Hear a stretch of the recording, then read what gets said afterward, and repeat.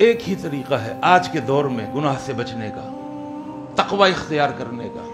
اگر کوئی شخص صرف اس طریقے کے اوپر چلے جو آج میں اللہ کی توفیق سے آپ کے سامنے رکھوں گا، صرف اس طریقے پر چلے تو میں بڑی ذمہ داری سے یہ بات کہہ رہا ہوں، مسجد کے اندر، اللہ کے گھر کے اندر، رمضان کے مہینے میں ممبر پر کھڑے ہو کر کہ انشاءاللہ اگر کوئی اس راستے پر چلے گا تو اس راستے پر چلنے والے کو اللہ گناہ سے بچا لے گا انشاءاللہ۔ وہ کون سا راستہ ہے، وہ کون سا فارمولہ ہے؟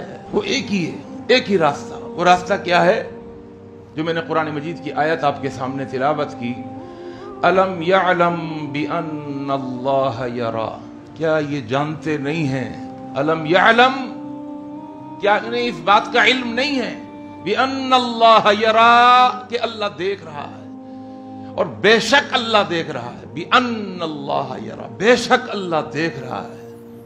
اگر کوئی انسان صرف اس ایک جملے کو، صرف اس ایک جملے کو اگر اپنے دل و دماغ میں راسخ کر لے، مضبوط کر لے، جما لے، اگر اپنے دل کے اندر اس کو بٹھا لے کہ اللہ دیکھ رہا ہے، تو انشاءاللہ وہ اس کے لیے گناہ پر چلنا ناممکن ہو جائے گا اللہ کے حکم سے، کہ اللہ دیکھ رہے۔